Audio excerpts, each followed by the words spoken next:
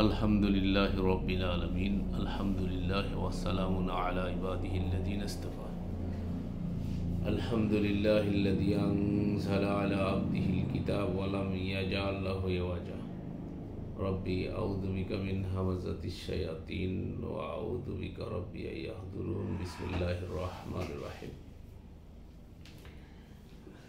अलिफ लाम रा किताबुन अंज़लनाहु इलैका लितुखरिजन नास मिनज़-ज़ुलुमाति इलन-नूर बिइज़नि रब्बिहिम इला सिरातिल अज़ीज़िल हामिद। প্রশংসা আল্লাহ রাব্বুল আলামিনের জন্য, যিনি আমাদেরকে কোরআনের নিসবতে ধানমন্ডিতে একত্রিত হওয়ার তৌফিক দান করেছেন। এজন্য আমরা আল্লাহ সুবহানাহু ওয়া তাআলার দরবারে শুকর আদায় করছি। আলহামদুলিল্লাহ রাব্বিল আলামিন। আজকে মূলত আলোচনা করতে চাচ্ছি একটি ফান্ডামেন্টাল বিষয়, সেটা হলো কোরআনের মূল প্রতিপাদ্য বিষয় হলো তিনটি: তাওহীদ, রিসালাত, আখিরাত, বা তাওহীদ, রিসালাত, মাআদ। অর্থাৎ কোরআনের যে আলোচ্য বিষয়ের মূল বিষয়টা হচ্ছে তিনটি ধরা হয়। তাওহীদ মানে আল্লাহর এককত্ব, তার এককত্বের মধ্যে তার আইন কানুন, তার বিধান, এই সব কিছু এসে গেছে। তারপর হচ্ছে রিসালাত, এই আল্লাহর এই এককত্বকে যে মানুষ জানবে বুঝবে, তার মাধ্যম হচ্ছে রিসালাত। আর আরেকটা বিষয় হচ্ছে রিসালাত, আর আল্লাহর পক্ষ থেকে রিসালাত যে কথাটা এসে মানুষকে বোঝাতে চায় সেটা হলো জীবন নয়, এরপরে এক মহাজীবন আছে, যেই জীবনের জন্য আল্লাহ সুবহানাহু ওয়া তাআলা আমাদেরকে এখানে পাঠিয়েছেন পরীক্ষা স্বরূপ। তাই পরকালীন জীবনকে সামনে রেখে দুনিয়ার জীবন করা, এই তিনটা বিষয়কে তুলে ধরে হচ্ছে রসুলগণ এসে কিতাবের মাধ্যমে। তো আমরা একটা জিনিস ভুল করছি, বিশেষ করে যারা কোরআন করছে, কোরআন অনলি কোরআন বা কোরআন মানি শুধু, এরকম কিছু লোক সমাজে দেখা যাচ্ছে। এটা খুব ভালো, আমরাও চাচ্ছি যে এক কোরআনের দিকে মানুষ ফিরে আসুক, এটাই আমাদের লক্ষ্য এবং উদ্দেশ্য। কিন্তু এখানে যারা অতি বাড়াবাড়ি নাই ইসলামে, যেটাকে ইফরাত তাফরিদ বলা হয়, বাড়াবাড়ি নাই, ছাড়াছাড়ি নাই। ইসলামে আল্লাহ যেটা বোঝাইতে চাইছে সেটা হচ্ছে অ্যাগ্রেসিভ হওয়া যাবে না, আবার শৈথিল্য প্রদর্শনও করা যাবে না, মানে শিথিল হয়ে যাওয়া যাবে না, আবার অ্যাগ্রেসিভ হওয়া যাবে না, মধ্যমপন্থী। এই জন্য আল্লাহ কোরআনে বলছে উম্মাতে ওয়াসাতা, মানে মধ্যমপন্থী উম্মাত বলা হয়েছে আমাদেরকে। মানে আমাদের কার্যক্রম মানে মধ্যম পন্থায় হতে হবে। যেমন কথা বলার সময় দেখবেন অনেক বক্তা চিল্লায়, মানে গাধার মতো আওয়াজ করে। এটা কোরআনে আল্লাহ বলছেন সব থেকে খারাপ আওয়াজ হচ্ছে গাধার আওয়াজ। আর অনেকে দেখেন গাধার মতো চিল্লাচ্ছে, কোরআনের কথা বলতেছে, অথচ কথা বলার সময় যে কোরআনের নির্দেশনা আছে সেটাকে সে ফলো করছে না। অনেকে আমাকে বলে, একসময় আমরা তো এরকম বক্তা চিল্লাপাল্লা করতাম, বলে আপনার বক্তব্য এখন আগের মতো নাই। তা আমি তো এখন কোরআনের বাইরে যাইতে পারি না, তখন আমি তো আগের মতো এখন চিল্লাইতে পারি না। আর এই দেশের মানুষের চিল্লানো শুনে অভ্যস্ত, বেশি চিল্লাইলে মনে করে এই বক্তা তো ভালো, দেখো কীভাবে চিল্লায় কথা বলছে। তো আসলে আল্লাহ রাব্বুল আলামিন কথা বলার জন্য আমাদেরকে শিখিয়েছেন যে কীভাবে কথা বলতে হবে, কথা কেমন হতে হবে। এগুলো প্রায় শতাধিক আয়াত আছে কোরআনে কথা বলার, অথচ আমরা কোরআনে বিধানই খুঁজে পাই না। কথা বলতে হবে কী করে, সেটা আল্লাহ কার সাথে কীভাবে কথা বলতে হবে। ইহুদি নাসারা আহলে কিতাবদের সাথে বিতর্ক করো উত্তম পন্থায়, আল্লাহ বলছে তাদের সাথে বিতর্ক করো, কিন্তু পন্থা হবে উত্তম। ইদফা বিল্লাতি হিয়া আহসান ফাইদাল্লাযী বাইনাকা ওয়া বাইনাহু আদাওয়াতুন কান্নাহু ওয়ালিয়্যুন হামীম। আল্লাহ বলছেন যে খারাপের প্রতি উত্তর উত্তমভাবে দাও, আহসানভাবে দাও, তাহলে কি লাভ হবে। আল্লাহ পরে লাভটা বলে দিয়েছে, ফাইদাল্লাযী বাইনাকা ওয়া বাইনাহু আদাওয়াতুন কান্নাহু ওয়ালিয়্যুন হামীম, যে তোমার শত্রু সে একদিন তোমার অন্তরঙ্গ বন্ধুতে পরিণত হবে। তাহলে বোঝা যাচ্ছে যে কথার মিষ্টতা, কথার মধ্যে কাউকে আঘাত না করা। আরবিতে একটা প্রবাদ আছে, জরাহাতুস সিনানি লাহাল তিয়ামু ওয়ালা ইয়ালতামু মা জারাহাল লিসান। মানুষকে অস্ত্র দিয়ে আঘাত করলে সে আঘাত কোনো না কোনো দিন মিটে যায়, কিন্তু মানুষকে কথা দিয়ে যে আঘাত দেয়, সেই আঘাতের যে ভিতরে যে রেখাপাত করে, ভিতরে যে ক্ষত হয়, সে ক্ষত সহজে মেটে না। মানুষ হয়তো বাহ্যিকভাবে মাফ করে দেয়, কিন্তু ওই লোকটা দেখলে ওই ব্যথা জাগ্রত হয়। যে ইতিহাস মনে পড়ে গেল যে হিন্দা নাম করে এক ব্যক্তি রাসূলের চাচাকে জবাই করে তার কলিজা বের করে চাবাইছিল। তো ফাতে মক্কার সময় সে ঈমান আনয়ন করছে, রসুল তাকে ক্ষমা করছেন, ক্ষমা করে দিয়ে বলছে তোমাকে ক্ষমা করলাম, যদি ইসলাম গ্রহণ করলে তার পূর্বে সব অপরাধ ক্ষমা করে দেন আল্লাহ, সেই অর্থে আমি তোমাকে ক্ষমা করলাম, তবে তুমি আমার সামনে এসে না, তার কারণ তুমি আমার সামনে আসলে আমার চাচার কথা আমার মনে পড়ে দেয়। এই যে ক্ষত, এই ক্ষত সহজে মিটতে চায় না। এই জন্য দেখেন, এই যে আজকের এই বাউলের ওয়াইফ একটু আগে সাক্ষাৎকার দিচ্ছিল যে আমরা তো আমাদেরকে যতই আঘাত করুক আমরা আঘাত করব না, ইসলাম তো আমাদেরকে এগুলো শিখায় না।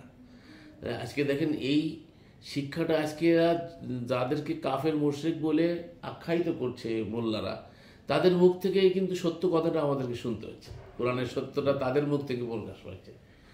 আল্লাহ আমাদেরকে রক্তপাত করতে, দাঙ্গা হাঙ্গামা করতে আল্লাহ আমাদেরকে শিখায়নি, বরং নিষেধ করছে, প্রতিশ্রুতি নিছে। সূরা বাকারাটা যদি কোনো মানুষ পড়ে তাহলে দেখবেন ওর ভিতরে আল্লাহ বলছেন, ওয়াদা নিছেন যে ফেরেশতারাই তো যখন মানুষ সৃষ্টি করতে চাইলো তখন তারা বলল যে আপনি কেন ওখানে এই কওমকে, এই জাতিকে সৃষ্টি করবেন যারা মারামারি করবে, ফিতনা ফাসাদ করবে, রক্ত বহাবে। নাহনু নুসাব্বিহু বিহামদিকা ওয়া নুকাদ্দিসু লাকা ক্বালা ইন্নী আ'লামু মা লা তা'লামুন। আপনার উদ্দেশ্য যদি আপনার তাসবিহ তাহলিল গুণকীর্তন হয় তাহলে সেটা তো আমরা করছি, আপনার গুণকীর্তন আমরা করছি, আপনার নির্দেশ আমরা আজ্ঞাবহ, আপনি যা বলছেন আমরা সেটা পালন করছি। অতএব আপনার ওই দলটা সৃষ্টি করে কী লাভ? তারা মারামারি করবে, ফিতনা ফাসাদ করবে। আল্লাহ বলেন ক্বালা ইন্নী আ'লামু মা লা তা'লামুন, আমি যা জানি তা তোমরা জানো না। তার মানে তারা এমনিতেই আজ্ঞাবহ, এর বাইরে কিছু জানে না। ফেরেশতার ডেজিগনেশন, ফেরেশতারা বলছে ক্বালু সুবহানাকা লা ইলমা লানা ইল্লা মা আল্লামতানা, আপনার সত্তা পবিত্র, লা ইলমা লানা, আমাদের কোনো জ্ঞান নাই, ইল্লা মা আল্লামতানা, অতটুকুন জ্ঞান আছে যতটুকুন আপনি আমাদেরকে দিয়েছেন। তার মানে ওই যতটুকুন জানাইছে আল্লাহ, তার বাইরে তারা বোঝে না। তো লা ইলমা লানা ইল্লা মা আল্লামতানা ইন্নাকা আনতাল আলিমুল হাকিম, সর্বোচ্চ মহাজ্ঞানী হচ্ছে আলিমুল হাকিম হচ্ছে আল্লাহ রাব্বুল আলামিন। তো যাই হোক, এইখানে আবার আদমের বৈশিষ্ট্য দেখাইতে গিয়ে আল্লাহ রাব্বুল আলামিন বলছে আল্লামা আদম আল আসমা কুল্লাহা, আদমকে আল্লাহ সব জিনিসের নাম শিক্ষা দিলেন। এই যে তোমরা বুঝবা, এটা আসলে জ্ঞানের শুরু হয় কিন্তু নাম দিয়ে। যেমন ছোটো বাচ্চাদেরকে যখন পড়াই না, তখন কি বলি, বাবা বলো তো এটা কি কয়, এটা আপেল, এটা কি, এটা কমলা, প্রত্যেকটা জিনিসের নাম শিখায়। এই নামের মাধ্যমে কিন্তু জ্ঞান, এটা কি, এটা ঘর, এটা কি, এটা টেবিল, এইভাবে কিন্তু নামের মাধ্যমে মানে পরিচিতি লাভ করে। এইটা কথাটাই আল্লাহ বলছেন, তাকে জ্ঞানটা দিয়ে দিলেন আল্লাহ আদমকে, কুল্লাহা, অর্থাৎ তার প্রয়োজনীয় যতটুকুন জ্ঞান সব তাকে দিয়ে দেওয়া হলো, আল্লাহ ঢুকাই দিলেন। তার মানে সূক্ষ্মভাবে যদি কোরআনের সিম কার্ডটা আদমের মধ্যে ঢুকাই দিল। এটাই সূরা আরাফে আল্লাহ বলছেন যে যখন আমি আমার রূহ থেকে তার মধ্যে রূহ ফুঁকে দিব। হ্যাঁ, এখন আমরা তো এটাই বুঝি না, কোরআনকে আল্লাহ রূহ বলছে, এই জন্য আয়াত ব্যাখ্যা নিতে আল্লাহ বলছে ওয়াকাযালিকা আওহাইনা রূহাম মিন আমরিনা, এভাবে আমি আমার আমর থেকে তোমার কাছে রূহ নাজিল করেছি। রূহ মানে কোরআন এখানে, আর আমর, রূহকে বলা হয়েছে আমর, আমর মানে নির্দেশ। জিজ্ঞেস করা হয়েছে ওয়াস আলুনাকা আনির রূহ, আপনাকে রূহ সম্পর্কে জিজ্ঞেস করা হয়েছে, বলুন উলির রূহি আন আমরি রব্বি, এটা হচ্ছে আল্লাহ পাকের একটা আমর বা নির্দেশ। এখানেও বলা হয়েছে যে ওয়াকাযালিকা আওহাইনা রূহাম মিন আমরিনা। দেখো আয়াত কেমন মালার মতো একটা একটার সাথে গাথা, এইগুলো আমাদেরকে বুঝে নিতে হবে। কোরআন একটা একটার সাথে একেবারে রিলেটেড, একটা একটার সাথে অঙ্গাঙ্গিভাবে জড়িত। একটা আয়াত আর একটা আয়াতের ব্যাখ্যা করে, এক জায়গায় অসম্পূর্ণ থাকলে আরেক জায়গায় পূর্ণতা দেয়। তো এখন এই তিনটা আয়াত যদি মিলাই তাহলে আমরা দেখলাম যে আদমের ভিতরে যে জ্ঞানটা, যে না শিক্ষাটা দিল, সেটা হচ্ছে আল্লাহ এই সিম কার্ডটা মনে করেন আল্লাহর নির্দেশে সিমটা ঢুকিয়ে দিল তার। এর বললো যে তোমরা আদমকে সেজদা করো। এই সেজদাটা এখানে বুঝি না, যখন স্ট্রাকচার নিচে তখন এই যে সুফিদের মধ্যে আর আমাদের সাথে এখানে এই গন্ডগোলটা লাগে। সেজদাটা তারাও নিচ্ছে, সেজদাটা আমরাও নিচ্ছি। তো রসুলকে সেজদা করতে হবে সেটা ঠিক আছে, কিন্তু সেজদা করা মানে কি মান্য করা। আর রসুলকে মান্য করার কারণই হচ্ছে যে ওই যে সিম কার্ড ঢুকছে কিবলাটা যদি আমরা ধরি, কিবলা কি আসলে? কাবা একটা ঘর, স্ট্রাকচারে তো আমরা ইবাদত করি না নিশ্চয়ই, কিন্তু আমরা কাবামুখী হয়ে যে কাজটা আল্লাহ আমরা করি, কেন করি? কেন্দ্রীভূত করার জন্য, ঠিক আছে? কেন্দ্রীভূত করার জন্য আমরা কাবামুখী হই। এই জন্য বলা হয়েছে ফালিয়াবুদু রব্বা হাযাল বাইত, আমরা এই ঘরের ইবাদত করি, এই ঘরের রবের ইবাদত করি। এইখানে দৃষ্টি, এই যে হিন্দুরা আমাদেরকে বলে যে তোমরাও তো পাথর মূর্তি করো। এই যে কতদিন আগে আমার সাথে যে গন্ডগোলটা লাগলো, হেফাজত আমার বিরুদ্ধে যে কেসটা দিল, মামলা টামলা করলো, স্মারকলিপি টিভি দিল, সে কারণটাই ছিল এটাই। ওই যে আমি হাজরে আসওয়াদ নিয়ে কথা বলছিলাম, যেটা ওখানে সেট করা হয়েছে। হাজরে আসওয়াদটা যে ওখানে সেট করা হয়েছে, তখন তো রসুলও ছিলেন না। ইতিহাসে তো আমরা তাই পাই। যখন তিনি ওই গোত্রের ভিতরে গোত্রদ্বন্দ্ব হলো যে এটাকে কোথায় সেট করবে, তখন সিদ্ধান্ত হলো কালকে সকালে যে প্রথম আসবে সে যে সিদ্ধান্ত দেবে ওইটা আমরা মেনে নেব। তখন ওখানে যে সকালবেলায় দেখে যে ওখানে আলামিন আছে, তখন তাকে তো আলামিন বলে আখ্যায়িত করা হতো। কই যাবেন? শয়তান সবসময় বসে থাকে ডিজিটাল পদ্ধতিতে। শয়তান এখানেও ঢোকে, যখনই কোরআনের কিছু করতে যাবেন দেখুন শয়তান এসে ডিস্টার্ব করবে। তো এখন সকালবেলা এসে দেখে আলামিন, তো সকলে মিলে বলো যে তুমি বলো আমরা এটা কোথায় রাখবো। তখন উনি একটা সিদ্ধান্ত, একটা চাদর বিছায়, তারপরে পাথরটাকে রেখে তারপরে যে কটা গোত্র ছিল তাদেরকে ধরতে বললো। তো সবাই মিলে একটা জায়গায় ওখানে স্থাপন করলো, যেখানে এখন স্থাপিত আছে বলা হয়। এটা একটা ইতিহাস। তাহলে এখন আমরা যাই, ওই যে সময় এটা স্থাপন করা হলো, ওই সময় কি রসুলুল্লাহ ছিলেন? তিনি মুহাম্মদ ছিলেন, তিনি রসুলুল্লাহ ছিলেন না। যখন তিনি রিসালাত প্রাপ্ত হয়েছেন তখন তিনি রসুলুল্লাহ হয়েছেন, ঠিক আছে না? মুহাম্মাদুর রসুল্লাহ, আগে ছিলেন মুহাম্মদ, পরে যখন রিসালাত পাইছেন তখন রয়েছেন রসুল্লাহ। তো রসুল্লাহ হওয়ার আগে যা করছে এটা কি বিধান শরিয়াতের?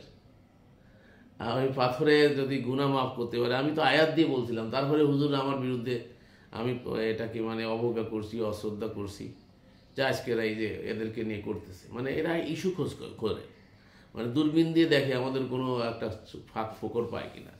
তারা এইগুলো বানাইছে যে আসমান থেকে আসছিল, সাদা পাথর ছিল, দবদবে সাদা। বুখারীতে হাদিস আছে, গুনাহ চুষতে চুষতে নাকি কালো হয়ে গেছে। হাজর মানে হচ্ছে পাথর, আসওয়াদ মানে কালো। তো কালো হয়েছে গুনাহ চুষতে চুষতে। আর কোরআনে আল্লাহ সুবহানাহু ওয়া তাআলা বলছেন ওয়ামাই ইয়াগফিরু যুনুবা ইল্লাল্লাহ, কি আছে? আল্লাহ ছাড়া গুনাহ মাফ করতে পারে। তাহলে এটা তো একটা সর্বজনীন বিষয়, যে সবাই জানে কোরআনের বিষয়টাই তো এটাই, যে কেউ তো গুনাহ মাফ করতে পারে না। গুনাহ মাফ করার একমাত্র অধিকারী হচ্ছে আল্লাহ। এখন এরাই বলে যে পাথরের মধ্যে গুণ, যদি কেউ ভাবে আল্লাহর গুণ, তাহলে তো শিরক হয়ে যায়। এই কথাটাই আমি বলতে যাই তো আমার রুশানডে পড়ে গেলাম।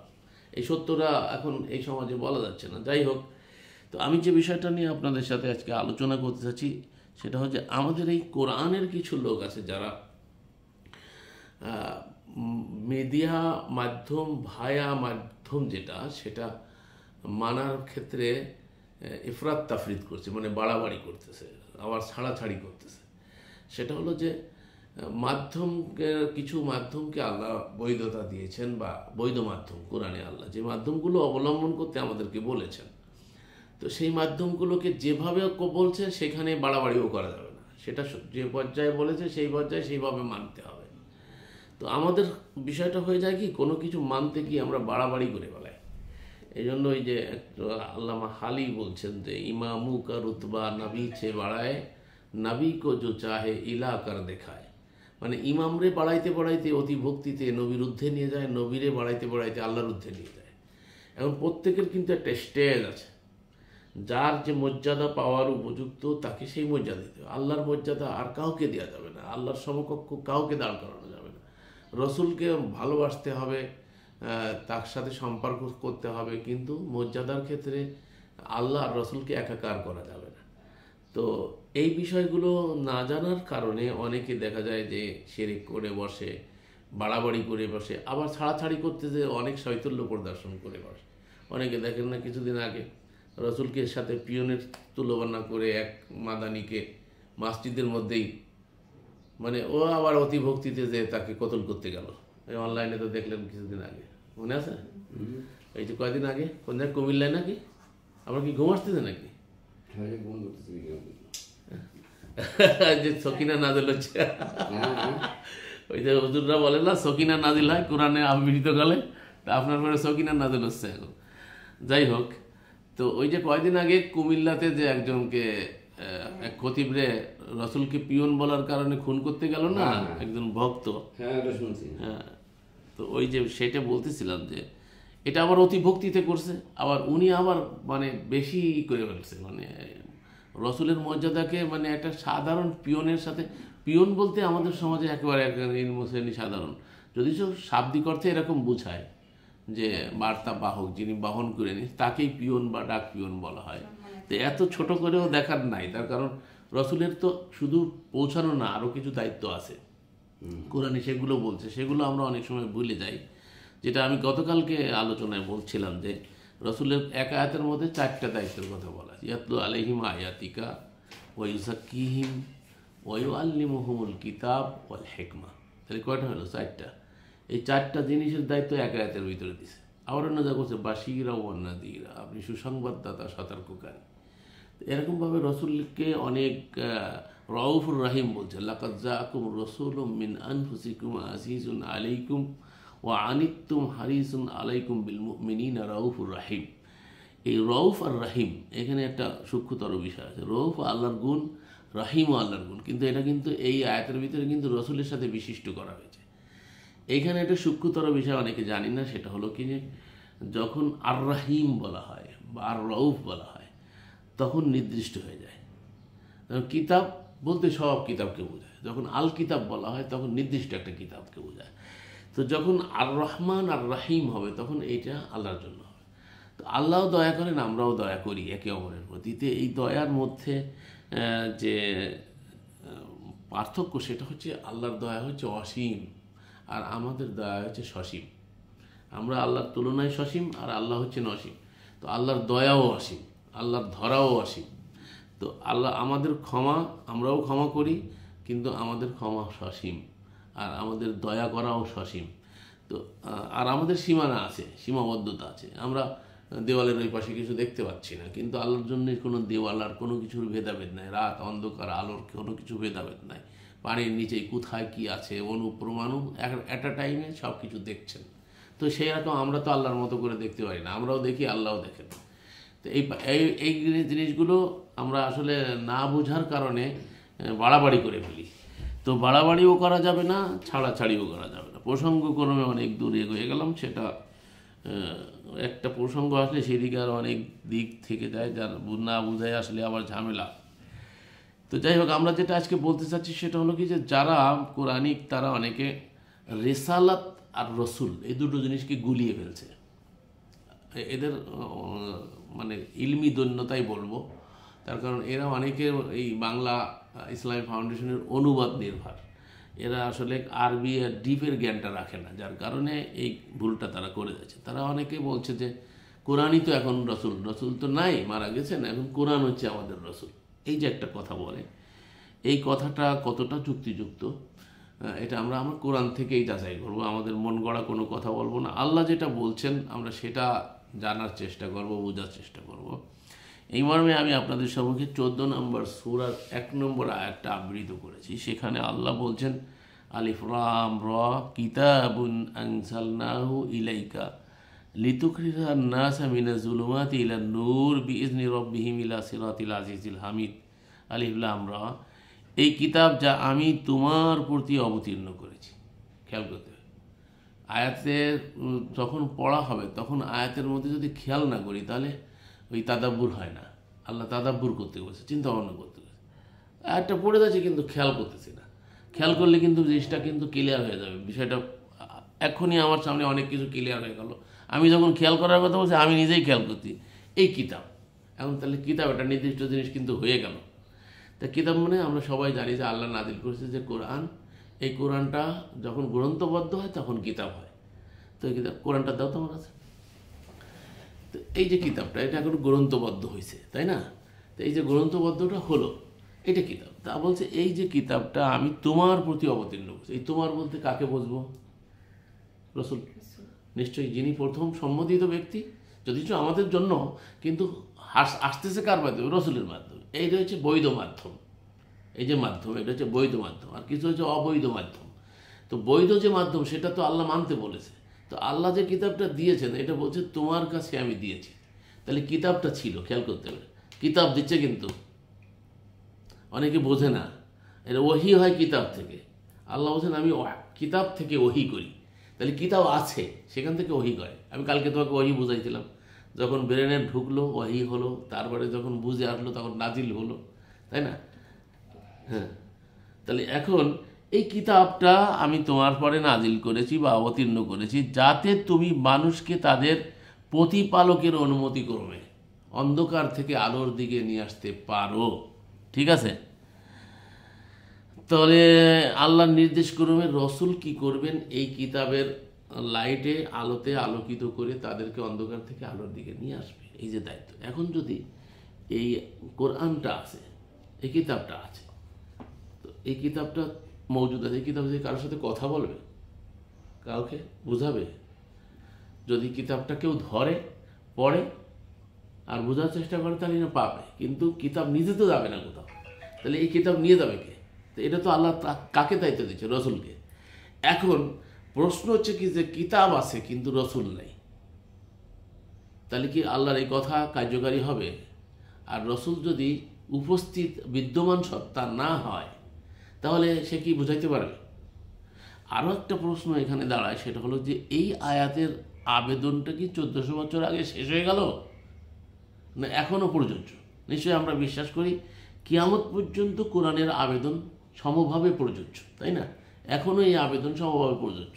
তাহলে এটা যদি আমাদের ঘরে এখন বাস্তবায়িত হতে হয়, তাহলে তো আল্লাহ বলছেন যে আমি তোমার প্রতি যা নাজিল করেছি এই কিতাব থেকে, তাহলে এই কিতাব নাজিল করলেন, আর তুমি মানুষকে, এখানে কিন্তু মুসলমানদের বলেন, মানুষকে অন্ধকার থেকে আলোর দিকে নিয়ে আসবে। তাহলে এই কাজটা তো রসুলের অনুপস্থিতি ছাড়া সম্ভব। তাহলে রসুল, এখন আমরা ধরে নিই 1400 বছর আগে মুহাম্মদুর রসুল্লাহ ছিলেন, ইতিহাস যেটা বলে, তো তার সহচার ছিলেন, তার আসহাব ছিলেন, তো তাদেরকে তিনি কি করছেন? এই কিতাব থেকে বোঝাইছেন। তখন তো বুখারী, মুসলিম, তিরমিজি, আবু দাউদ, নাসাই, ইবনে মাজাহ এগুলো ছিল না, রসুল জানতেনও না। রসুলের 300 বছর পরে, 250-300 বছর পরে তারা সংকলন করেছে, আবিষ্কার করেছে, রসুলের জানার কথা না। আর এরকম কোনো কথা বলেও জান নাই রসুল। অর্থাৎ রসুলের কাছে এসেছিল এটা তিনি প্রচার করেছেন তার আসহাবদের কাছে। এইটা প্রচার করার কারণে, এইটা ধারণ করার কারণে তিনি আগে ছিলেন মুহাম্মদ, পরে হইলেন মুহাম্মাদুর রসুল্লাহ। আরবে তো মুহাম্মদের কোনো অভাব ছিল না। এই জন্য আল্লাহ বলছে মাকানা মুহাম্মাদুন আবা আহাদিম মির রিজালিকুম ওয়ালাকিন রাসূলুল্লাহ। এটা সূরা আহজাব 33-40। মুহাম্মদ তোমাদের মধ্যে কোনো পুরুষের পিতা নয়। মানে আমরা বলি না অমুকের বাপ তমুকের বাপ, এই পরিচয় আসলে তার পরিচয় না। এটা থাকতে পারে, প্রত্যেকেরই আছে। এইটাকে আল্লাহ বোঝাতে চাইছেন যে এইটা তোমাদের বিষয় না, বিষয়টা হচ্ছে ওয়ালাকিন রাসূলুল্লাহ। এই যে মোহাম্মদের কথা বলছে, তিনি হচ্ছেন ওয়ালাকিন রাসূলুল্লাহ, তিনি আল্লাহর রসুল। ওয়া খাতামান নবিয়্যিন, এবং নবীদের খাতাম। খাতামের অর্থ আর আমি করতেছি না, ইতিপূর্বে অনেকবার বলেছি। খাতাম মানে শেষ নয় কোরআনের আলোকে। যদি খাতাম মানে আমরা শেষ বলি, তাহলে ওয়াল আউয়াল ওয়াল আখির, তিনি প্রথম তিনি শেষ, অর্থাৎ তিনি অনাদি তিনি অনন্ত। তো আখের মানে শেষ, এই জন্য অনেকে বলে আখেরি নবী। আখেরি নবী মানে শেষ নবী। কিন্তু খাতাম মানে হচ্ছে সিলমোহর বা সত্যায়নকারী, সত্যায়িত করা হয় যে জিনিস দিয়ে, তাকে খাতাম বলা হয় আরবিতে। যেমন আল্লাহ বলছেন খাতাম আল্লাহু আলা কুলুবিহিম। তো এখানে খাতাম মানে তো শেষ না, তাদের অন্তরকে আমি শেষ করে দিয়েছি তা তো বলে নাই। এখানে বলা হয়েছে খাতাম আল্লাহু আলা কুলুবিহিম, তাদের অন্তরে আমি মোহর লাগিয়ে দিয়েছি। অন্তর তো আছে কিন্তু মোহর লাগিয়ে দিয়েছি, মানে অন্তরে ঢুকার রাস্তা বন্ধ। যেমন একটা সিডি লেখার পরে, ইনবিলাবে ঢুকানোর পরে আগে কি করতো? আটকাই দিত, মুখ আটকাই দিয়ে সিল মেরে দিত। এই যে খাতাম, কাজ শেষ। তো এইটাই বোঝানো হয়েছে। তো মুহাম্মাদুর রাসূলুল্লাহ হচ্ছে নবীদের সত্যায়নকারী। সত্যায়নকারী নবী। তো সে যাই হোক, আমরা ওইদিকে আর যেতে চাচ্ছি না। কয়েকদিন আগে খাতমে নবুয়ত কনফারেন্স হয়ে গেল, তোমরা দেখছো সে অনলাইনে হুজুরদের বিশাল সমাবেশ হলো। তো তারা কিন্তু ওখানে খতমে নবুয়তের কথা বলছে, খতমে রসুলের কথাও কিন্তু তারা সেখানে বলে নাই। রসুল খতম হয়ে গেছে আয়াতে কোথাও নাই, কিন্তু নাবি খতম এটা ধরা যাচ্ছে। কিন্তু সেই খতমের অর্থ নিয়ে আমরা ওই বিতর্কে এখন আর যেতে চাচ্ছি না। তাহলে চলমান যদি রসুল না হয়, তাহলে এই আল্লাহর এই বিধানগুলো বাস্তবায়ন কে করবে? বিধান তো আছে, বাস্তবায়ন কী করে? কোর্টে গেছো, কোর্টে দেখবা যে হাকিমের পিছনে কোর্টের আইনের বই বুক দিয়ে ভরা আছে। তো আইনের বুক এসে তো বিচার করে না, বুক সেখানে আছে, কিন্তু ওই বুক থেকে বিচার করে কে? বিচারক বিচার করে। এখন বুক আছে কিন্তু বিচারক নাই, তাহলে কি বিচার পাবো? দেয়? পাবো না। বই তো আমাকে এসে বিচার করে দিতে, বই আইনের কথাগুলো, লর কথাগুলোর ভিতরে লেখা আছে। তো ওই আইনকে প্রয়োগ করে হচ্ছে হাকিম। তো ঠিক এরকমভাবে এর ভিতরে এটা হচ্ছে আল্লাহর ল, আল্লাহর আইন, এটাকে বাস্তবায়ন করবে রসুলটা। এই যে দিন কায়েম করা, দিন কায়েম করা আন্দোলন চলতেছে 1400-1500 কি জানি বলে 50-60 বছর ধরে উপমহাদেশে দিন কায়েমের অনেক দল। সর্বপ্রথম আমাদের দেশে না, আমি বলে দিই জামাত ইসলাম, যেটা এরাই সবচেয়ে দিন কায়েমের আন্দোলনের কথা শুরু থেকেই বলে আসতেছে। এর সাথে সাথে এখন অনেক দল যোগ হয়েছে, ইবাদত ইসলাম, অমুক ইসলাম। ইসলামের তো অভাব নেই, কত প্রকারের ইসলাম হয়েছে। মানুষ কিংকর্তব্য বিমূঢ় হয়ে গেছে, কোন ইসলাম মানবে? এটা হচ্ছে মানুষের জন্য একটা মহা সমস্যা, সংকট দেখা দিয়েছে যে প্রত্যেকেই আলাদা আলাদা ইসলামকে সেক্টরে সেক্টরে বিভক্ত করে নিয়েছে।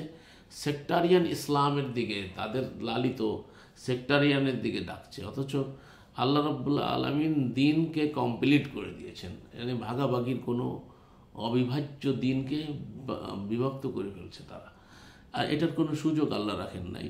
আর সেটা তারা করছে, করে আবার বলতেছে আমরা দিনের হেফাজতকারী। কেউ হেফাজত ইসলাম, কেউ নিজামে ইসলাম, কেউ জামাতে ইসলাম, কেউ ইসলামী আন্দোলন, নানান রকমের দল এখানে আছে। কেউ তাবলীগ, কেউ আবার কী জানি বলে ওকে আহলে হাদিস, আবার তাদের আবার অনেকগুলো গ্রুপ, মানে প্রত্যেকটা দলেরও আবার শাখা উপশাখা আছে। তো এইভাবে বিভক্তির কথা আল্লাহ সুবহানাহু ওয়া তাআলা বলেন না। আল্লাহ বলছেন যে মানুষের জন্য ব্যবস্থাটা এসেছে, এটা বুঝতে। প্রথম হচ্ছে আমরা মানুষ, পৃথিবীময় নর নারী নির্বিশেষে সবাই আমরা এক, পরিচয় হচ্ছে আমাদের মানুষ। তো এটা আল্লাহ কোরআনে বলছেন সূরা নিসার মধ্যে, শুরুতেই পড়লে বোঝা যায় যে একটি মানুষ থেকে তোমাদেরকে আমি সৃষ্টি করেছি। তো এই যে মানুষ জাতি যারা, আমরা আমাদের প্রথম পরিচয় হচ্ছে মানুষ। কোয়ালিটির কারণে আমরা কখনো মুসলিম হই, কখনো মোমেন হই, কখনো আমরা কাফের হই, কখনো আমরা ফাসেক হই। এগুলো আমাদের ভিতরের যে কার্যক্রম আর আমাদের অ্যাক্টিভিটির কারণে আমরা কি করি, এই কোয়ালিটি আমরা প্রাপ্ত হই। যখনই আমরা অস্বীকার করি তখন আমরা কাফের হই, যখন আমরা বিশ্বাস স্থাপন করি বা স্বীকার করি বা শান্তিকামী হই তখন আমরা মোমেন হই, আর যখন আমরা আত্মসমর্পিত হই তখন আমরা মুসলিম হই। আরবিতে এটাকে মুসলিম বলে। আমরা আরবি যদি না বলি তাহলে সমর্পিত হতে হবে কার সামনে? আল্লাহর বিধানের সামনে, আল্লাহর আইন ও কানুনের সামনে। সেই মানুষের মধ্যে থেকেই কেউ না কেউ এটাকে সমর্পণ করে মেনে নেয়। যখন মেনে নেয় তো তার নাম যতই জন্মগতভাবে হিন্দু হোক, খ্রিস্টান হোক, যে যেখান থেকে এটাকে মেনে নেবে সে মুসলিম। তাহলে আমি মুসলিম বলি আর না বলি, মুসলিম তো তার হতে হবে আল্লাহর কাছে। এটা মানুষের কাছে তো নামকে আসতে হয়ে লাভ নেই, এটা আল্লাহর কাছে হতে হবে। তো আল্লাহর কাছে হতে গেলে যে বিষয়গুলো আমাদেরকে বিশ্বাস করতে হবে মৌলিকভাবে, সেটা হচ্ছে তাওহীদ, রিসালাত এবং আখিরাত। তাওহীদ মানে সর্বত্রকরণে আল্লাহ রাব্বুল আলামিনকে সব দিক থেকে তার সত্তা এবং তার গুণাবলীতে তাকে একক জানা। তো এইটা আল্লাহ রাব্বুল আলামিন 4 লাইনের সংজ্ঞা দিয়েছেন কোরআনে কারিমে সূরাতুল ইখলাসের ভিতরে, যেটা আমরা কুল হু আল্লাহ সূরা বলে জানি। সেখানে বলে দিয়েছেন আল্লাহ এই তাওহীদের পরিচয় দিয়েছে। কুল, বলো, আল্লাহু আহাদ, আল্লাহুস সামাদ, লাম ইয়ালিদ ওয়া লাম ইউলাদ ওয়া লাম ইয়াকুল লাহু কুফুয়ান। বলো, এই বলো বলতে আল্লাহ সবাইকে বলছে, মানে আমি যখন পড়ছি তখন আমাকে বলতে বলছে। কে শিখাচ্ছেন? আল্লাহ শিখাচ্ছেন, তুমি বলো। এখন আল্লাহ যখন এটা বলছে, আমি যখন বলতেছি, তা এই জন্যই বলছে আর রহমান আল্লামাল কোরআন, দয়াময় যিনি শিক্ষা দিয়েছেন কোরআন। তাহলে আল্লাহ শিখাচ্ছে, তো কুল, তুমি বলো। তো আল্লাহ বলতে বলছে, আমি বলতেছি। আল্লাহু আহাদ, তিনি আল্লাহ একক। আল্লাহুস সামাদ, তিনি হচ্ছেন বেনিয়াজ, বেমেসাল, এক্সাম্পলহীন, উদাহরণের ঊর্ধ্বে। লাম ইয়ালিদ, তিনি কাউকে জন্ম দেননি, ওয়ালাম ইউলাদ, কারো থেকে জন্ম নেননি, ওয়ালাম ইয়াকুল লাহু কুফুয়ান আহাদ, তার কুফু নাই, তার সমকক্ষ নাই, তার মতো কিছু নাই। এই হচ্ছে আল্লাহর, মানে এক কথায় আল্লাহ রাব্বুল আলামিন তার পরিচয়টা এখানে দিয়ে দিয়েছেন। এখন আমরা এইটাকে সার্বাঙ্গীন ক্ষেত্রে এখানে আল্লাহর গুণগত নাম আছে, সেটা হচ্ছে আল্লাহ। এই আল্লাহর পরিচয়টা এখানে আল্লাহ কুল হু আল্লাহ হু আহাদ। তো এই যে আল্লাহ হচ্ছে তার গুণেও একক, তার সত্তায় একক। তো আল্লাহর একটা গুণ হচ্ছে কি, তিনি আইনদাতা, বিধানদাতা। এ একটা আল্লাহর বড় গুণ। তো আলাইসাল্লাহু বি আহকামিল হাকিমিন, আল্লাহ ছাড়া আর কি আছে হুকুমদাতা। তো এই যে আল্লাহ হচ্ছে সর্বোত্তম হুকুমদাতা, তো এই আল্লাহ হুকুমদাতা। এখন যদি আমরা আল্লাহকে মানি, আল্লাহর পাশাপাশি আর কাউকে যদি হুকুমদাতা, আইনদাতা, কানুনদাতা, বিধানদাতা মানি, তাহলে কি হলো, আমরা আল্লাহর সাথে শরীক করলাম। এর তাওহীদের বিপরীত সাইড হচ্ছে শিরিক, যা আমাদের সমাজে অহরহ করছে। অনেক শিরকের কথা আমাদের হুজুররা বলে, কিন্তু এই যে মৌলিক জায়গাটা, শিরিকের মূল জায়গাটা কিন্তু এখানে। এই জায়গাটায় যদি শিরক হয়ে যায়, তাহলে অলরেডি অন্য অন্য জায়গাগুলো অটো শিরক হয়ে যায়। তাহলে বিধানদাতা বিধান দিয়েছে, ল দিয়েছে, আইন ও কানুন যেটা দিয়েছে সেটা হচ্ছে এটা কোরআন। বিসমিল্লাহ থেকে শুরু, নাসে শেষ। এখন এর পাশাপাশি আর কোনো লর কিতাব, কোনো আইনের কিতাব, কোনো বিধানের কিতাব, কোনো ফতোয়ার কিতাব, যেটা আমাদের হুজুররা বলে ফতোয়ার কিতাব, ল, ওদের হচ্ছে ফতোয়ারা হচ্ছে ওদের ল, আইনের কিতাব। তো এই কোরআনের ভিতরে ল আছে, যেটাকে তাওরাত বলা হয়। তাওরাত কোনো আলাদা না, বাইরের কিছু না, বিধিবিধান সংক্রান্ত, আইন ও কানুন সংক্রান্ত যে আয়াতগুলো, সেটাকে বলা হয় তাওরাত। এটাই আল্লাহ ওখানে বলছে যে আমি তাদেরকে তাওরাত দিয়েছিলাম, ইহুদিদেরকে। ইহুদি বলতেও আমরা বুঝি না, ইহুদি মানে যে হিদায়তের দাবিদার। আর ইহুদি খুঁজতে আমরা ইসরায়েলে চলে যাই। ইহুদি আমাদের আশেপাশে আছে, আমাদের হুজুররাই বেশিরভাগ ইহুদি। তার কারণে হুজুররা প্রত্যেকেই হিদায়তের দাবিদার। চরমুনাই বলে আমরা হেদায়তের পরে আসি, আমাদের দলে আসেন। শশিনা বলে আমাদের দলে আসেন, আমরা হেদায়তের পরে। জামাত ইসলাম বলে আমাদের পথে আসেন, আমরা গোল টুপি লাগাইছি। ওরা আমরা ফার্স্ট করলি 5 মিনিট টুপি লাগাইছি। হ্যাঁ, কলেমা, নামাজ, রোজা, হজ, যাকাত, পঞ্চস্তম্ভ। যদি আল্লাহ কোরআনে এই কথা বলেন নাই, তারা পঞ্চস্তম্ভের একটা টুপি লাগাইছে। আমার বললো যে আমরা তো এই পঞ্চস্তম্ভের পরে, আমি তখন লম্বা টুপি লাগাইতাম, এই কিস্তি টুপি যাকে বলে। তো সেই সময় আবার ওই কোরআন সহি হাদিস মানতাম। তা আমাকে বলছে যে আমাদের তো এই টুপির আছে, আমরা পঞ্চস্তম্ভের টুপি লাগাইছি, 5 মিনিট টুপি লাগাইছি, আপনার এটা কি, আপনি যে কিস্তি টুপি লাগাইছেন। আমি বললাম যে আমারও দলিল আছে, আমার দলিল না থাকলে তোমাকে দলিলই চলবে না। তাহলে কি কায়েম করলাম, তারাক তুফিকুম আমরাই লান তাসিল্লু মা তামাক্সাকতুম বিহিমা কিতাব আল্লাহ। হাত দিয়ে দেখালাম কিতাব আল্লাহি ওয়া সুন্নতি। তখন কোরআন হাদিস দুটো মানতাম উৎস। তা বললাম যে কোরআন একটা, হাদিস একটা, এই যে 2 কিস্তির 2 মাসে দলিল আছে। তো আমার কোরআন হাদিস না থাকলে তোমার পঞ্চস্তম্ভের দলিল পাওয়া কোথায় তোমরা? এইভাবে করে প্রত্যেকেই যার যার মতের পক্ষে তারা এক একটা দলিল বানিয়ে নিয়েছে। আর সেইটাকে, এই সেক্টরটাকেই তারা পরিপূর্ণ ইসলাম বলে তাদের দিকে আহ্বান করছে। কিন্তু যখন এক অবিভাজ্য জিনিসকে 4 ভাগে বিভক্ত করা হয়, তোমার এই কোরআনটা ধরো, এই কোরআনটারে যদি 4টা খণ্ড করে, তোমার কাছে একটা দিলাম, তোমার আমার কাছে একটা দিলাম, আমি একটা রাখলাম, তোমার আমার কাছে একটা দিলাম, তাহলে কয়টা হলো খণ্ড? 4টা হলো। 4টা মিলে তো একটা হয় না, 4টা মিলে একটা। কিন্তু খণ্ড তোমার ওই 4-এর 1 অংশ যদি তোমার আব্বারটা মানি, তাহলে কি 4-এর 1 ভাগ মানলাম, 1/4 মানলাম, আর বাকিগুলো মানা হলো না। অথচ আল্লাহ বলছে উদখুলু ফিস-সিলমি কাফা, তোমরা ইসলামে পরিপূর্ণ দাখিল হও। তার পরিপূর্ণ একটা সীমানা আছে। সীমানা কি বিসমিল্লাহ থেকে শুরু হয়েছে, না আছে শেষ হয়েছে। এটা হচ্ছে কমপ্লিট কোড অফ লাইফ। এখন আমাদেরকে এর ভিতরে পরিপূর্ণভাবে ঢুকতে বলছে, কিন্তু আমরা কি করতেছি, এর কিছু অংশ নিয়ে যার যার মতো করে এক একটা দল খাড়া করে নিয়েছি, আর সেই দিকে আহ্বান করছি। আর এটা করতে যেই আজকে মুসলমানরা ঐক্যের নামে বিভক্ত হচ্ছে। এবং আমাদের বাংলাদেশে একটা ঐক্য জোট নামে একটা দলই করছিল হুজুররা, সেখানেও তাদের আবার 4টা শরিক দল আছে। তো এই হচ্ছে আমাদের দেশের হুজুরদের অবস্থা। এদেরকে মানে এক পালায় রাখা যায় না, ব্যাংকরে যেমন এক পালায় রাখা যায় না, লাভ মারি একটা এদিক যায় একটা ওইদিক যায়, ছালাং মারতে থাকে। দেখুন কয়েকদিন আগে যে খতমে নবুয়াতের যে কনফারেন্স হলো, সেখানেই দেখলাম যে জামাত ইসলামের নেতা যখন উঠতে গেছে, হেফাজতের এক নেতা পীর সাহেব, সে আবার দাঁড়ায় গেছে, আপনি যে এটা ঘোষণা দিবেন কাদিয়ানিরা কাফের, এই নিয়ে ওই গেস্টে যেই গণ্ডগোল। তার মানে এরা এক জায়গায় একত্রিত হইলেও নিজেদের মধ্যে কোরআনে আল্লাহ এটা বলছেন যে কুলুবুহুম তাহসিবুহুম জামিয়ান কুলুবুহুম শাত্তা। দেখতে বাহ্যিক তারা ঐক্য মনে হচ্ছে, কিন্তু কুলুবুহুম শাত্তা, তাদের অন্তরগুলো বিভক্ত, অন্তরে কোনো মিল নেই। এদের নামাজের দাঁড়ায় একটা পার সাথে পাওয়া মিলায়, বাইরে এসে সব গণ্ডগোল শুরু করে দেয়। হ্যাঁ, আবার কয়েকদিন পায়ে পায়ে মিলাইলে মহব্বত তৈরি হয়, ভালোবাসা হয়, পায়ে পায়ে ভালোবাসা তৈরি হয়, ঠিক আছে এদের। কিন্তু বাইরে এসে দেখা যায় পায়ে লাথি শুরু করে দেয় একটা একটা বিরুদ্ধে। তো যাই হোক, প্রসঙ্গক্রমে নিয়ে অপ্রাসঙ্গিক কথাই মানে বলে ফেলতেছি, বেশি অন্যদিকে চলে যাচ্ছি। তো এখানে আমরা দেখতে পেলাম যে রসুলের উপস্থিত সত্তা ছাড়া এই আইনকে, এই লকে বাস্তবায়ন করা সম্ভব। যে দিন কায়েমের কথা প্রসঙ্গে বলছিলাম, সেখানে আল্লাহ কোরআন 3টা আয়াতে বলছেন হুয়াল্লাযী আরসালা রাসূলাহু বিল হুদা, তিনি রসুল এজন্য প্রেরণ করেছেন হুদা সহকারে, বিল হক, যে হক মানে সত্য তার কাছে দিয়েছেন, আলাদ্দিন কুল্লিহি, পৃথিবীতে যত দিন আছে সমস্ত দিনের পরে রসুলকে যে দিনে হক দিয়েছে সেটাকে বিজয়ী করা যাবে।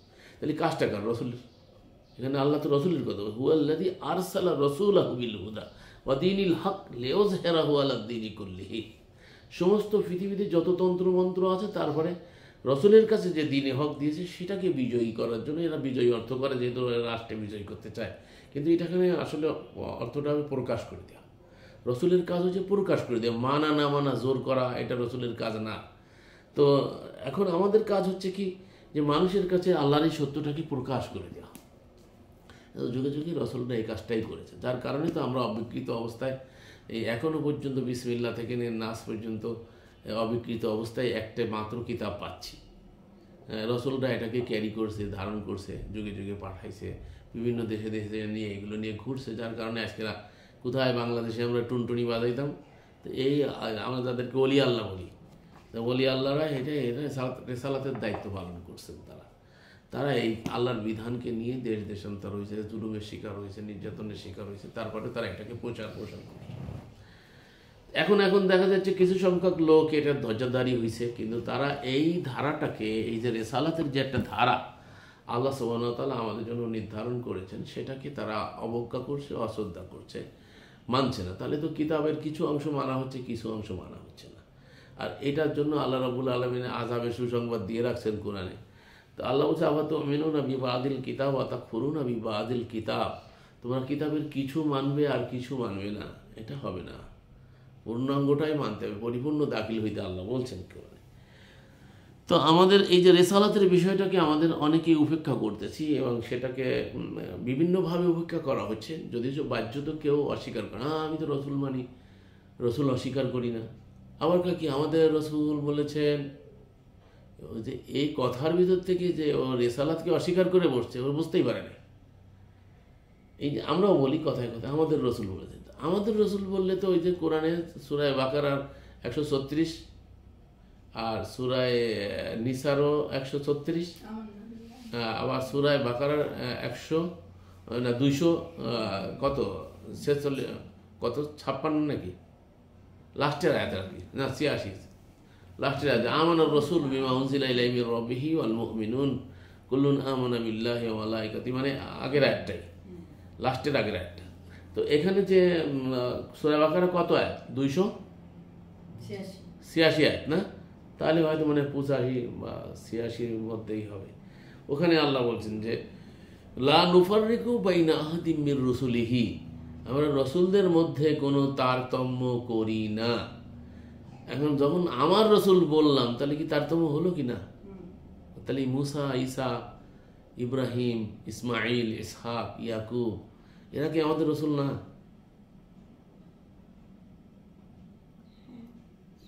আমাদের রসুল। এটা কিন্তু বলছি আমরা, কিন্তু পরক্ষণে যাই বলতেছি আমাদের রসুল। এখন ওই বিধান তো আমাদের নাই, আমাদের রসুল এসেছে। এখন কি মুসাকে আল্লাহ সালাত দিয়েছিল, ঠিক আছে, ইন্নানি আনাল্লাহ লা ইলাহা ইল্লা আনা ফাআবুদুনি ওয়া আকিমিস সালাতা লিযিকরি। মুসাকে আল্লাহ বলে ইন্নানি আলাল্লাহ, আমি আল্লাহ, লা ইলাহা ইল্লা আনা, আমি ছাড়া কোনো আইনদাতা বিধানদাতা নাই, ফাআবুদুনি, অতএব আমার আইন মানো, দাসত্ব করো, আইন কানুন আমারই মানো, ফাআবুদুনি ওয়া আকিমিস সালাতা, দায়িত্ব পালন করো, এই আমার আইন মেনে দায়িত্ব পালন করো। লিজিক্রি, আমার স্মরণিকাকে ফলো করে। জিক্রি মানে কোরআন, জিকির মানে কোরআন, মানে জিকির মানে ইল্লাল্লাহ, ইল্লাল্লাহ মানে আল্লাহ বলছে যে ইন্না নাহনু নাজ্জালনা যিকরা, এই জিকিরকে আমি নাজিল করেছি, এটাকে সংরক্ষণের হেফাজতের দায়িত্ব আমি আল্লাহ নিয়েছি। ওয়া ইন্না লাহু লাহাফিজ, এখানে জিকির মানে কোরআন। তারপরে আল্লাহ বলছে যিকরুল লিল আলামিন, এটা হচ্ছে বিশ্বপতি আহকামুল হাকিমিনের পক্ষ থেকে নাজিলকৃত জিকির বা স্মরণিকা। তো এইটা হলো আল্লাহর দেওয়া স্মরণিকা, যেটা স্মরণে রেখে সর্বকর্মকাণ্ড করতে হবে। এই জন্য মুসাকে আল্লাহ ইন্নানি আর আল্লাহ প্রথম মুসার প্রতি যখন তুরে গেছে, তুরে আবার পাহাড় বানাইছে। কথা বলতে গেলে আমার এত ঝামেলা এসে দেয়, মানে মোল্লারা যে এমন হবে, আল্লাহ বলে এখানে জাওয়ালে তুর বলে নাই। ওই যে সৌদি আরবে যারা গেছেন হজে, ওই যে ওইটাকে যে হীরা পর্বতের কাছে জাওয়ালে নূর, জাওয়াল মানে পাহাড়, নূরের পাহাড় বলে, মানে আলো বিচ্ছুরিত হয়েছে ওখান থেকে কোরআনের আলো, সেজন্য এটাকে জাওয়ালে নূর বলা। তাহলে ওটাকে তো আল্লাহ জাওয়ালে তুর বলে নাই, তা আমরা কেন জাওয়াল বানাইলাম? ওই অনুবাদের ভিতরে দেখা যে তুর পাহাড়ে, হ্যাঁ পাহাড় বানাই দিচ্ছে, তাহলে আল্লাহ পাহাড়ের কথা ওখানে বলে নাই। তো সেটাই হোক, এখন তুরকে আমরা বানাইছি পাহাড়। তো মুসা যখন তুরে গেছেন তখন আওয়াজ আসতেছে ইন্নানি আনাল্লাহ, নিশ্চয়ই আমি আল্লাহ, লা ইলাহা ইল্লা আনা, আমি ছাড়া কোনো ইলাহ নাই, মানে আইনদাতা নাই, বিধানদাতা নাই। ফাবুদুনি, অতএব একমাত্র আমার আইন মানো, অর্থটা তাই হবে। কিন্তু এখানে ওই আরবিটাকে আরবি রেখে দিচ্ছি ইবাদত। এখন ইবাদত বলতে আমরা আনুষ্ঠানিকতা বলি, নামাজ পড়ো, ঠিক আছে, কিন্তু এরপরে আল্লাহ বলে ফাবুদুনি, আমার আইন মানো। তো এই আইন তো এই এই আইন মানো। আকিমিস সালাত, এই আইন মেনে দায়িত্ব পালন করো, এইটা সালাত। সেটা বানাই দিচ্ছে নামাজ, কত জটিল দেখেন। ফাবুদুনি ও আকিমিস সালাত, সালাত কায়েম করো। কিভাবে কায়েম করে? লিজিক্রি, এই স্মরণিকা সামনে রেখে, এই স্মরণিকা অনুসারে দায়িত্বটাকে তুমি কি করো? পালন করো। এইটা ছিল মুসা। মুসা করছে এটা কি? যুদ্ধ বিগ্রহ, ফিরাউনের সাথে মোকাবিলা, তাই না? রাষ্ট্রের সাথে, রাষ্ট্রের সামনে যে বলছে যে তুমি রব না, আমার রব হচ্ছে আল্লাহ, এই তো মোকাবিলা শুরু হয়েছে। ফিরাউন বলছে আনা রব্বুকুমুল আলা, আমি হচ্ছে সব থেকে বড় রব, শুধু রব না, বড় রব। আর মুসা বলছে রব্বি আল্লাহ। তো যুদ্ধটা তো লাগছে এই জায়গায় মুসার সাথে, এই কড়াকড়ি করছে। মুসা কয়, ফিরাউন কয় তার নিজের আইন ও কানুনের কথা, তার তৈরি করা আইন ও কানুনের কথা। আর মুসা বলে তোমার আইন চলবে না, চলবে আল্লাহর আইন। সংঘাতটা কিন্তু এখানেই লাগে, আর এইটাই হচ্ছে মূল সংঘাতের কারণ, বিষয়। তো যে কেউ মুসলিম হয়, তা সে কি করে? সর্বপ্রথম এই আইন ও কানুনে আত্মসমর্পণ করে, সারেন্ডার করে আল্লাহর আইনের কাছে। তাকে বলা হয় মানুষের মধ্যে থেকে, নর হোক নারী হোক, যেই মেনে নেয় সে হচ্ছে মুসলিম বা আত্মসমর্পণ। আরবিতে না বলে যদি বলে আত্মসমর্পণকারী, বর্ষতা স্বীকারকারী বা শান্তিকামী, যাই বলি। তো এইটাই হচ্ছে মূলত একটা কোয়ালিটিও হলো। এরপরে যে বিশ্বাস স্থাপন করলো বা শান্তিকামী হলো, নিরাপত্তাকামী হলো, সেই হলো কি? মোমেন। এরপরে যে বেছে বেছে চলবে আল্লাহর বিধান, এটা হচ্ছে যে কালকে থানবীর অনুবাদটা দেখতেছিলাম রাত্রেবেলা তোমাদের এখানে বাসার, ওর ভিতরে লিখছে যে কি জানি একটা শব্দটা আমি ভুলে গেছি, মানে সতর্ক অবস্থায় যে চলে আর কি, সতর্ক অবস্থায় চলে, তারপরে বেছে বেছে চলে, মানে মুত্তাকি যাকে বলা হয়। তা মুত্তাকির কাজ কি? যে আল্লাহ রাব্বুল আলামিনের বিধান মোতাবেক বেছে বেছে জীবনযাপন করে। এটা নির্দেশ সেটা মানে, যেটা নিষেধ সেটার থেকে বিরত থাকে, এটা হচ্ছে মুত্তাকির কাজ। এটাকে এক কথায় আল্লাহ রাব্বুল আলামিন বলেছে মুত্তাকি। যারা এই তাকওয়াকে অবলম্বন করে তারা হলো মুত্তাকি। তো এই মুত্তাকিদের জন্য এটা সবার জন্য এসেছে, কিন্তু এর থেকে উপকৃত হবে যারা তাকে ভয় করে বেছে বেছে চলে, জেনে বুঝে যেটা ছাড়তে বলছে সেটা ছাড়ে, আর যেটা মানতে বলছে সেটাকে মানে। এ হচ্ছে মুত্তাকির কোয়ালিটি। তাদের জন্য হচ্ছে এই গ্রন্থটা। আল্লাহ বলছেন যালিকাল কিতাব লা রাইবা ফিহি, এটা কিতাব, গ্রন্থ, লা রাইবা ফিহি, এতে কোনো সন্দেহ নাই। কিন্তু এসেছে পথ দেখানোর জন্য, পথ প্রদর্শন করার জন্য এসেছে। কাদেরকে? হুদালিল মুত্তাকিন। এই হুদাটা হচ্ছে মুত্তাকিদের জন্য। এটা পথ দেখাবে তাদেরকে যারা বেছে বেছে চলবে, এর আইন যেটা আছে সেটা মানবে, এটার নিষেধ যেটা আছে সেটা ছেড়ে দেবে। এটা তাদের জন্য পথ নির্দেশনা। যদি আমভাবে হচ্ছে সবার জন্য, হুদাল্লিন নাস, গোটা মানব জাতির জন্য। তো এখন এই হুদাটা আছে, আইনটা আছে, ল আছে, কানুন আছে, কিন্তু এই ল আর আইন কানুনকে বাস্তবায়ন করার জন্য আল্লাহ রসুলদের প্রেরণ করেছেন। এই রসুলরা এসে জাতিকে আগে এটা বুঝাইছেন। এই জন্য রসুলের 1 নম্বর দায়িত্ব হচ্ছে ইয়াতলু আলাইহিম আয়াতিকা, আল্লাহর আয়াত আবৃত করে শোনানো, এই যেটা আমি এখন করতেছি। তো এইটা হচ্ছে রসুলদের দায়িত্ব। তারপরে কি করবে? অয়ুজাক্কিহিম, আত্মশুদ্ধি করবে। তো মানুষের শুদ্ধিটা আসে ভিতর থেকে হয়। আমরা হচ্ছে বাহ্যিক চাকচিক্যটা, সাদা কাপড়, সাদা পোশাক, সাদা টুপি, সাদা পাগড়ি, উপরে সাদা বানাইছি, ভিতরটা একেবারে কালো।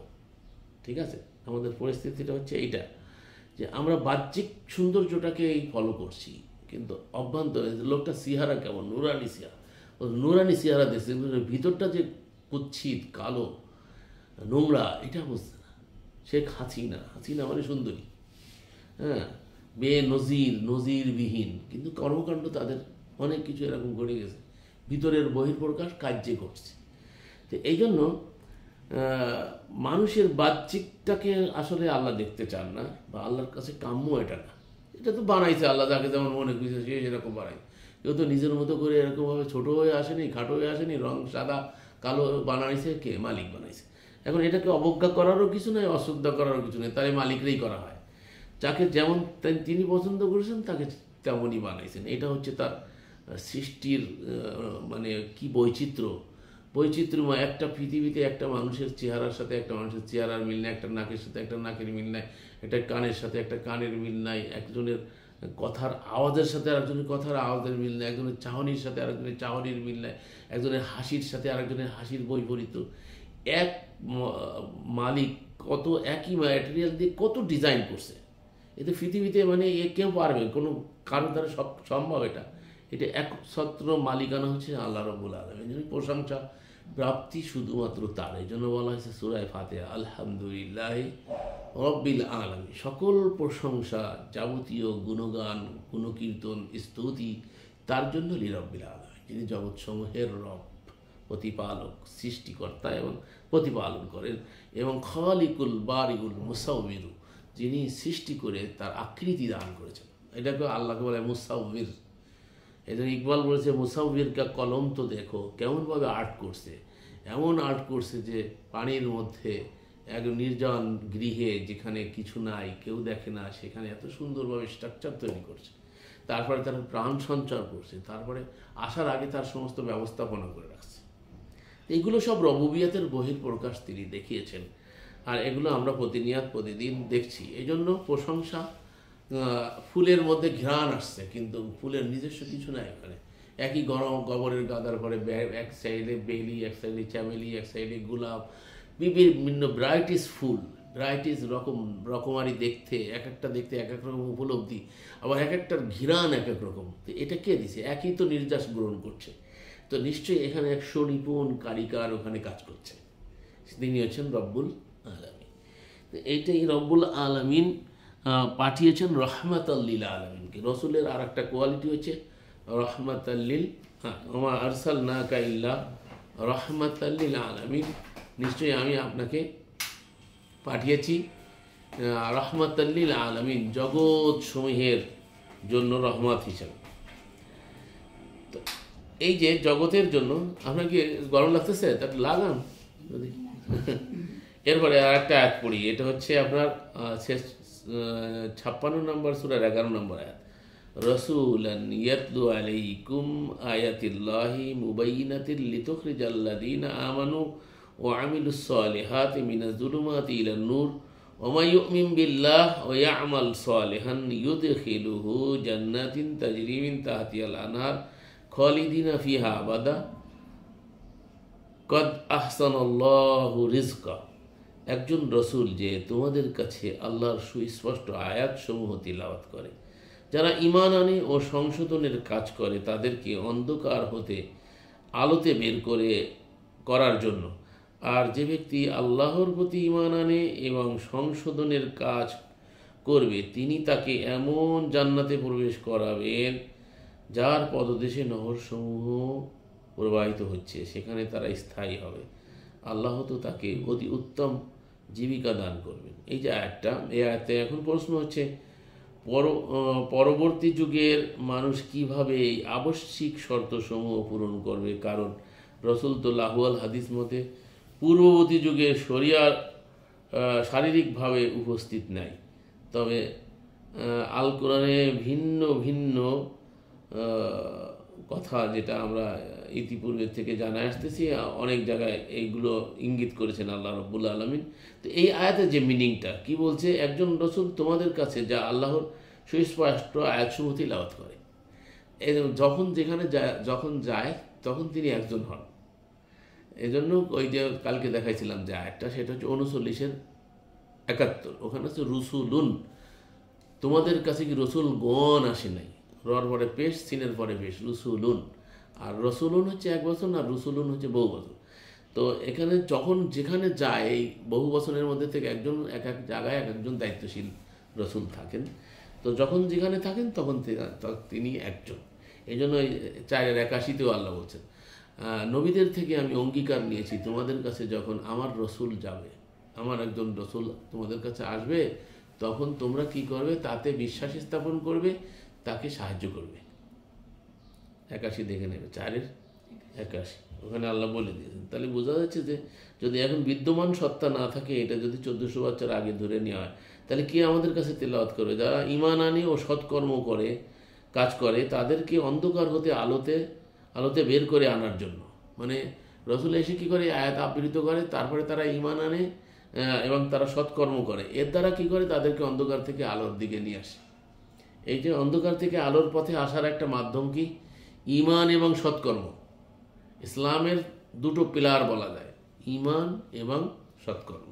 ঈমান আনতে হবে, সৎকর্ম করতে হবে। এখন আমরা হচ্ছে কি ওই যে পঞ্চস্তম্ভকে বলতেছি, পঞ্চস্তম্ভ না, স্তম্ভ হচ্ছে মূলত এই দুটো। একটা হচ্ছে ঈমান আনতে হবে আর সৎকর্ম করতে হবে। তাহলে তুমি যেই নামে তোমারে ডাকুক না কেন, তাতে কিছু আসে যায় না, তুমি আল্লাহর কাছে নাজাত পেয়ে যাবে। এটা আল্লাহ বলে দিয়েছেন। 77 নম্বর আয়াতে বলা হয়েছে যে যদি ইহুদি নাসারা সাবি, তারা যদি ঈমান আনে, অনেকে বলে তাহলে ইহুদি নাসারারও জান্নাতে যাবে। আসলে ইহুদি নাসারা থাকে না, যখন সে ঈমান আনে তখন তার ইহুদি নাসারা থাকছে না। ইহুদি মানে কি, যে হিদায়াতের দাবিদার। তো প্রত্যেক হুজুররাই তো হিদায়াতের দাবিদার, আর কি ঈমান আনে নাই। ঈমান আনতে হবে ঈমানের ঘোষণা দিয়ে, রসুলের সঙ্গে। আল্লাহ বলছেন যে মার রসুল সাবিলা, তারা বলবে কি আমাদের দিন হাত কামড়াবে। এটা 25 নম্বর সূরা 27 থেকে পড়লে পাওয়া যাবে। সেখানে বলছে যে তারা নিজেদের হাত নিজেরা কামড়াবে আর বলবে ইয়া লাইতা লাইতানি লাম আত্তাখিযু ফুলানান খালিলা, রসুলকে বাদ দিয়ে যদি অমুককে বন্ধু রূপে গ্রহণ না করতাম আর রসুলের সঙ্গে কোনো পথ অবলম্বন করতাম, তাহলে কতই না ভালো। তাহলে কিয়ামতের মাঠে লোকটা আফসোস করবে, হাত কামড়াবে আর বলবে রসুলের সঙ্গী হইতাম। তা সঙ্গী হইতে গেলে প্রেজেন্ট সত্তা যদি না থাকে, তাহলে রসুলের সঙ্গী হয় কী করি? তাই সঙ্গী হওয়াটা জরুরি, তাই না? কিয়ামতের দিন আফসোস করবে কি, রসুলের যদি সঙ্গী হইতাম। তাহলে কোরআন খালি পড়লে তো হলো না, রসুলের সঙ্গী তো হইতে হবে। এটা তো আল্লাহর বিধান। আল্লাহর বিধানের আমি এক অংশ নেবো আর এক অংশ নেবো না, আমি কোরআন মানি স্লোগান দিচ্ছি, কিন্তু কার্যত আমি কোরআন মানছি না। কোরআন যে মানার পথ, এই জন্য আল্লাহ বলছে দ্বার দিয়ে প্রবেশ করো। সূরা বাকারায় পড়ে দেখবা, দ্বার দিয়ে প্রবেশ করো, তোমরা পিছন দিক থেকে এসো না, পিছনের রাস্তা দিয়ে এসো না, প্রবেশ দ্বার দিয়ে ঢোকো। তার মানে ইসলামে ঢোকার যে ওয়ে, যে পথ আল্লাহ বলছেন, সেই পথ দিয়ে আসো, যেটা আমি কালকে বুঝাইছিলাম। স্কুল আছে, সরকার স্কুল খুলেছে, সেখানে সরকার মাস্টার নিয়োগ দিয়েছে, কিতাব দিয়েছে। এখন তুমি কিতাব কিনে নিয়ে এসে একা একা ঘরে বসে পড়ছো, তুমি সার্টিফিকেট পাবা না, তুমি সরকারি চাকরি পাবো না, সরকারের কোনো তোমার মূল্যায়ন নেই। তার কারণ তুমি যতই পড়ে তুমি মানে কী জানি কয় স্বশিক্ষিত হও, তো এই স্বশিক্ষিত যত বড় হও না কেন, এটার কোনো মূল্যায়ন, সার্টিফিকেট না দেখাইতে পারলেই তোমার কোথাও কোনো মূল্যায়ন হবে না। তো ঠিক এরকমই আল্লাহ রাব্বুল আলামিন দ্বার দিয়ে প্রবেশ করতে বলছে। সিস্টেম হচ্ছে রসুল হইয়া, এই হচ্ছে আল্লাহর বৈধ মাধ্যম, কিতাব এবং রসুল, সতর্ককারী আর সতর্কবাণী। আর এর মাধ্যমে আল্লাহ এই পৃথিবীতে দিন কায়েমের কথা বলেছেন। এই রসুলদের মাধ্যমে মানুষের থেকে যে ইসলামী স্টেট যেটা বলি আমরা, যদি ইসলামী স্টেট হয়, তো ইসলামী স্টেটটা কীভাবে চলবে, সেটা অর্থনীতিটা হচ্ছে সবথেকে বড়। অর্থনীতিটা কীভাবে হবে সেটা আল্লাহ রাব্বুল আলামিন বলেছেন। 9 নম্বর সূরা 103 দেখো, 9-103, সেখানে আল্লাহ বলছেন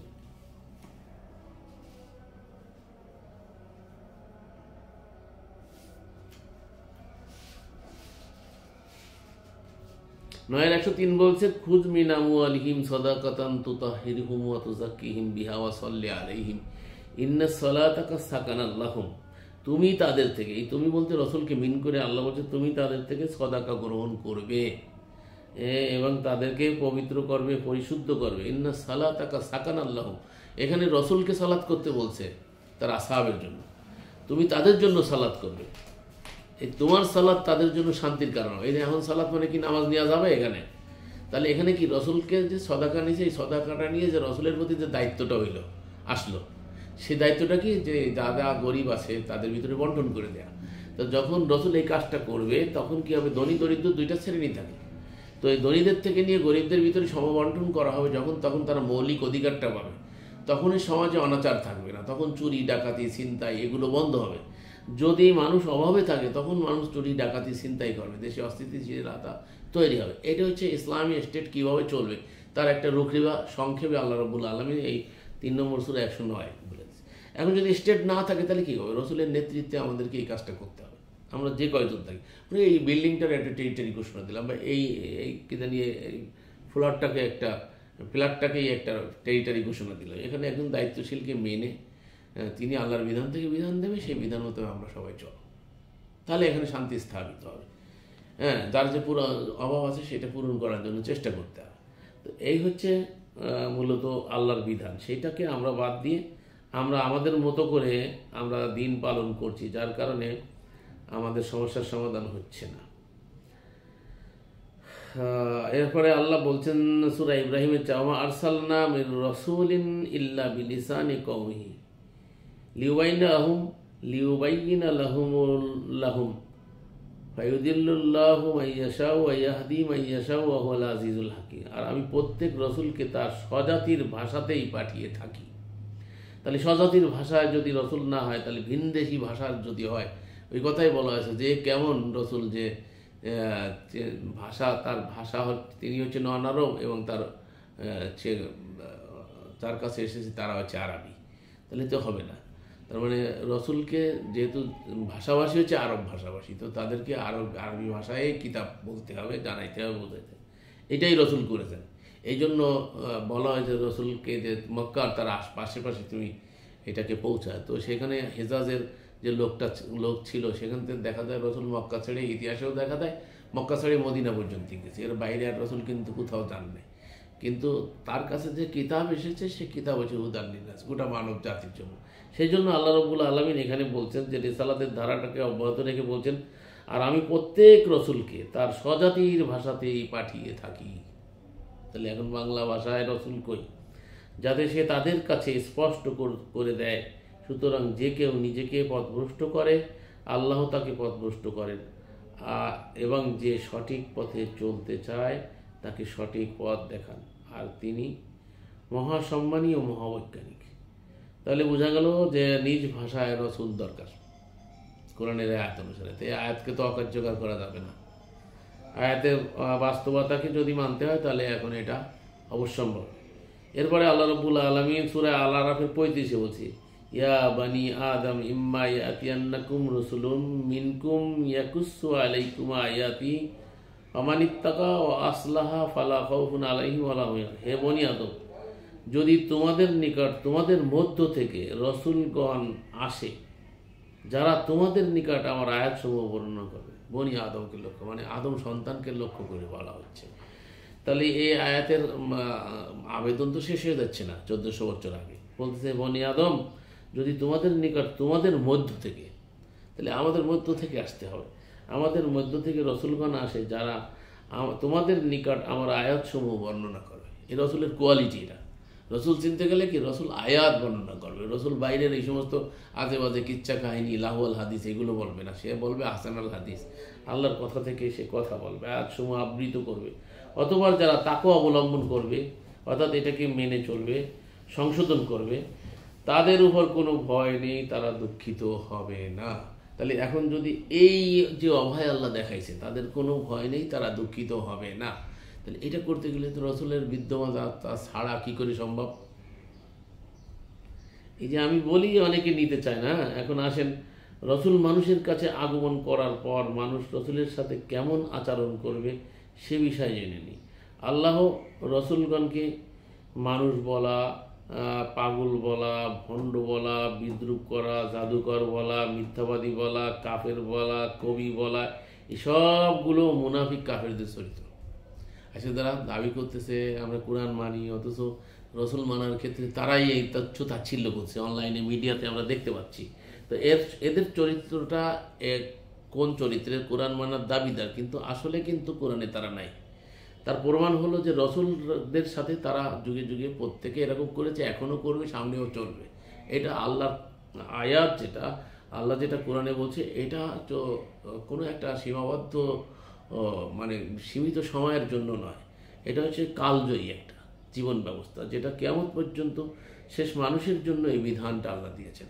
অর্থাৎ এই বিধানের আবেদন চিরদিন থাকবে, সমভাবে প্রযোজ্য হবে, যেটা এখন আমরা দেখতে পাচ্ছি। আল্লাহ রব্বুল আলামিন 26-27 বলছে, কলা ইন্নী রসুলাকুমুল্লাযী উরসিলা ইলাইকুম লা মাজনুন। দেশ প্রধান ফেরাউন বলে, তোমাদের প্রতি প্রেরিত তোমাদের রসুল তো অবশ্যই বদ্ধ পাগল। এই যে এখন দেখেন শাসক গোষ্ঠী যখন সত্য দিনের কথা বলা হয়, তখন এটা তো পাগল। শাসকরা এভাবে পাগলভাবে ট্রিট করে তাদের ক্ষমতাকে ধরে রাখার জন্য। এগুলো যুগে যুগে হয়েছে। তারপরে আমরা 26-185 আল্লাহ বলতেছেন যে তারা বলে তুমি মূলত জগৎ জাদুগ্রস্তদের অন্তর্ভুক্ত। কল ইন্না আন্তা মিনাল মুসখিরিন। এখানে বলা হয়েছে জাদুগ্রস্ত। তারপরে বলা হয়েছে 26 নম্বর সূরা 186 নম্বর আয়াতে বলছে, আন্তা ইল্লা বাশারুম মিসলুনা ওয়াইন। এত ছোট অক্ষর আমার দেখাই বড় ঝামেলা যায়। যাই হোক, তুমি তাদের মধ্যে একজন মানুষ বই তো নও, আমাদের ধারণা তুমি মিথ্যাবাদীদের অন্তর্ভুক্ত, কিন্তু আমাদের মতো একটা মানুষ। এটা আল্লাহ বলছেন, তুমি বলে দাও ইন্নামা আনা বাশারুম মিসলুকুম, আমি তোমাদের মতো একজন মানুষ, কিন্তু তোমার আমার মধ্যে পার্থক্য আছে। ইউহা ইলাইয়া, আমার কাছে ওয়াহি হয়, যা তোমাদের কাছে হয় না। ঠিক আছে? তারপরে এভাবে করে রসুলকে নিয়ে যুগে যুগে নানা রকমের কুৎসা, এগুলো আমরা জেনে থাকি। অনেক আয়াত আছে, এগুলো দেখার জন্য সময় লেগে যাবে। প্রায় ঘন্টা হয়ে গেল, নাকি ঘন্টা হয়ে গেছে, আর দীর্ঘায়িত করতে চাচ্ছি না। তো আমরা আজকে জানলাম সেটা হলো যে যুগে যুগে আল্লাহ রব্বুল আলামিন এই রসুলের ধারাকে অব্যাহত রেখেছেন, আর এটা রাখবেন। এটাই হচ্ছে আল্লাহর সুন্নাতুল্লাহ, আল্লাহর রীতি, আল্লাহর পথ পদ্ধতি। এটা ছাড়া মানুষকে কোরআন বোঝা সম্ভব না, কোরআনের পথে আনা সম্ভব না। এই জন্য আল্লাহ এই বিধানটা চালু রেখে 4-80 বলছে, মাইয়ুতি এর রসুল ফাকাত আতা আল্লাহ ওমান তাওয়াল্লাহু ফামা আরসালনা আলাইহিম হাফিজা। যে রসুলের আনুগত্য করলো সে আল্লাহরই আনুগত্য করলো, আর যে মুখ ফিরিয়ে নিল তবে আমি তোমাকে তাদের উপর তত্ত্বাবধায়ক করে প্রেরণ করিনি।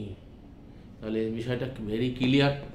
আল্লাহ বলছেন যে রসুলের আনুগত্য করলো, তার মানে আল্লাহর আনুগত্যের মূর্ত প্রতীক হচ্ছেন রসুল। তো রসুলকে ফলো করে, যে রসুল যেহেতু আল্লাহর থেকে বলেন, তো রসুলকে ফলো করা মানে আল্লাহকেই ফলো করা, যেটা আমি তো কালকে তোমাকে বুঝাইছিলাম। তুমি যদি কালমার্সকে ফলো করো আর ওই বই কিতাব পড়ে ওইটা ফলো করো, আমি যদি তোমাকে ফলো করি, তাহলে কী হবে? আমি কালমার্সি হয়ে যাবো ওর কারণে। তার কারণ তুমি কালমার্সকে ফলো করো, তো তুমি কালমার্সি, আর তোমাকে ফলো করলে আমিও কালমার্সি হয়ে যাবো। তো এটাই হচ্ছে স্বাভাবিক নিয়ম। তো রসুলকে আল্লাহ বলছেন আত্তাবিউ মা ইউহা ইলাইয়া, তুমি বলে দাও আমি শুধু তাই অনুসরণ করি যা আমার প্রতি ওহী করা হয়। তো রসুলের প্রতি কী ওহী করা হয়েছে তাও আল্লাহ স্পষ্ট করছে কোরআনে কারিমে 12 নম্বর সূরা 3 নম্বর আয়াতে বলছে, ইউসুফের ঘটনা তোমাকে আমি বর্ণনা করছি, আওহাইনা হাযাল কোরআন, এই কোরআনকে তোমার কাছে ওহী করে। তাহলে ওহী কী করা হয়েছে তাও স্পষ্ট করেছে, কোরআনকে ওহী করা হয়েছে। আবার 6 নম্বর সূরা 19 নম্বর আয়াতেও বলা হয়েছে যে আমার কাছে এই কোরআনকে ওহী করা হয়েছে। তাহলে কোরআনকে ওহী করা হয়েছে, আর আল্লাহ বলছেন আমি কোরআনকে ওহী করেছি, আর রসুল বলছেন আমার কাছে কোরআনকে ওহী করা হয়েছে। তাহলে কোরআনের বাইরে আর কোনো ওহী নেই, আর ওহীর বাইরে রসুল কোনো কথা বলেন না। মা ইয়ানতিকু আনিল হাওয়া ইন হুয়া ইল্লা ওয়াহয়ুহা, নবী আমার প্রবৃত্তির অনুসরণ করে, নফসের দাসত্ব করে কোনো কথা বলে না। আমার রসুল শুধু তাই বলে ইউহা ইলাইয়া, তারপরে ওয়াহি করা হয়, তার ওহী করা হয় কোরআন। আর এই কোরআন প্রচার করাই রসুলের দায়িত্ব। রসুল চিহ্নিত করার উপায়, তাই অনেকে বলছেন রসুল চিনব কি, কে রসুল আমরা কী করেছেন? চিনবেন এইভাবে, যিনি খালেস কোরআনের কথা বলে, কোরআনের পথে চলে, কোরআনের দিকে আহ্বান করে, কোরআনের দিন প্রতিষ্ঠা করার জন্য সচেষ্ট থাকে। এই হচ্ছে রসুলের কাজ। তাকে তত্ত্বাবধায়ক করে পাঠানো হয়নি, প্রচার করা হচ্ছে তার দায়িত্ব। 67-4-67 আল্লাহ বলছেন ইয়া আইয়ুহার রাসূল, হে রাসূল, বাল্লিগ, আপনি প্রচার করুন। এখানে দুটো জিনিস বোঝাইছে আল্লাহ, রিসালাত আর রাসূল, যেটা আমার আজকের আলোচ্য বিষয় ছিল, যে আমরা রিসালাতকে রসুল বানায় ফেলেছি। কোথাও আল্লাহ বলেন আতিউল্লাহ আতিউল কোরআন, আতিউল্লাহ আতিউল কিতাব, আতিউল্লাহ আতিউল নবী, এও বলা নেই, কিন্তু বলা আছে আতিউল্লাহ ওয়া আতিউর রাসূল, বারবার আল্লাহ বলতেছেন। তো এখানে বলছে যে আইয়ুহার রাসূল, হে রাসূল, বাল্লিগ, আপনি প্রচার করুন, মা উনজিলা ইলাইকা মির রব্বিক, যা আপনার রবের পক্ষ থেকে আপনার প্রতি নাজিল করা হয়েছে। ওয়াইল্লাম তাফআল, তা যদি আপনি না করেন, ফামা বাল্লাগতা রিসালাতাহু, তাহলে আমরা ধরে নেব যে তুমি রিসালাতের দায়িত্ব পালন করো নাই। তাহলে রিসালাত আর রাসূল, কোথাও বলছি আইয়ুহার রাসূল, লাস্টে রিসালাত দিয়ে ছেড়েছে, কারণ এই রিসালাত প্রচার করাই রাসূলের দায়িত্ব, এটা হচ্ছে রিসালাত। আর এটা ধারণকারী, প্রচারকারী হচ্ছে কি রাসূল। তো রাসূলকে মানতে হবে এই জন্য যে তিনি রিসালাত প্রচার করেন। রিসালাতের বাইরে গেলে সে আর রাসূল থাকবে না। হ্যাঁ, সে হবে কি, সে হবে আলেম, মৌলানা, মুফতি, মুহাদ্দিস, আল্লামা, এই অনেক কিছু কোয়ালিটি। এইসব কোয়ালিটির কথা আল্লাহ বলে নাই। তো আল্লাহ যেটা বলে নাই, এটা হচ্ছে আল্লাহর গুণ, সেইগুলো তারা নিয়ে নিছে, যেগুলো আমরা ইতিপূর্বে আলোচনা করেছি। তো আজকে যে বিষয়ে আলোচনা করলাম, মহান আল্লাহ আমাদের সকলকে বুঝার, উপলব্ধি করার তৌফিক দান করুন। ওয়া আলা রাসূলিল্লাহিল বালাগ।